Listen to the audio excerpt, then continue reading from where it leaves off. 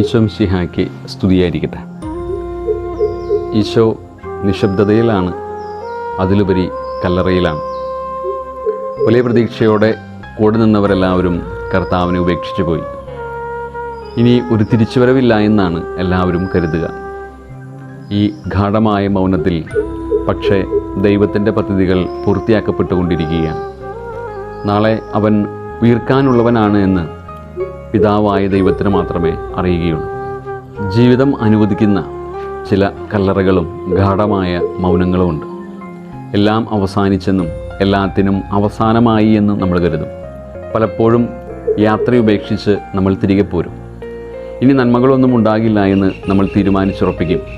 പലപ്പോഴും ദൈവത്തിന് ഇടപെടാനായിട്ട് അവസരമുണ്ട് എന്ന് പോലും നമ്മൾ ഓർക്കാതെ നമ്മുടെ യാത്രകൾ അവസാനിപ്പിച്ച് പുതിയ വഴികളിലേക്ക് നമ്മൾ ചേക്കേറും. ഇവിടെയാണ് ദൈവം പ്രവർത്തിച്ചു തുടങ്ങുക. എല്ലാവരും കല്ലറ ഉപേക്ഷിച്ച് പോയപ്പോഴും ആരും അവിടെ ഇല്ലാതിരുന്നപ്പോഴും ഇനി നന്മകളൊന്നും സംഭവിക്കുകയില്ല എന്ന് ഉറപ്പുവരുത്തിയപ്പോഴും ദൈവം പ്രവർത്തിച്ചു കൊണ്ടേയിരുന്നു. പുതുമകളൊന്നും സംഭവിക്കാനില്ല എന്ന് തീരുമാനിച്ചുറപ്പിച്ച് മനുഷ്യൻ പടിയിറങ്ങുമ്പോഴാണ് ദൈവം പ്രവർത്തിച്ചു തുടങ്ങുക. കഴിഞ്ഞ 50ഓളം ദിവസമായിട്ട് നമ്മൾ നോമ്പിലാണ്, ധ്യാനത്തിലാണ്. പലപ്പോഴും നമ്മുടെ ജീവിതത്തിൽ ആവശ്യമായ മാറ്റങ്ങൾ വരുത്തണമെന്ന്, പുതിയ നവീകരണങ്ങൾ വേണമെന്ന് നമ്മൾ പ്രതീക്ഷിച്ചിട്ടുണ്ടാകാം. പലപ്പോഴും ശ്രമിച്ചെങ്കിലും പരാജയപ്പെട്ടിട്ടുണ്ടാകാം. ഇനി എൻ്റെ ജീവിതത്തിൽ നന്മകളൊന്നും ഉണ്ടാകില്ല എന്ന് നമ്മൾ ചിന്തിച്ചിട്ടുണ്ടാകാം.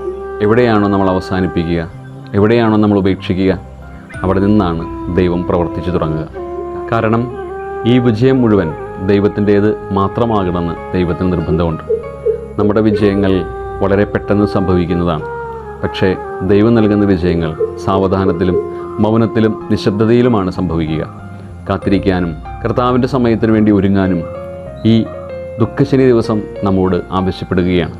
കാരണം കർത്താവ് ആരംഭിച്ചത് തീർച്ചയായിട്ടും വിജയത്തിലെത്തിക്കാനായിട്ട് അവന് സാധിക്കും. അവന് മാത്രമേ സാധിക്കൂ.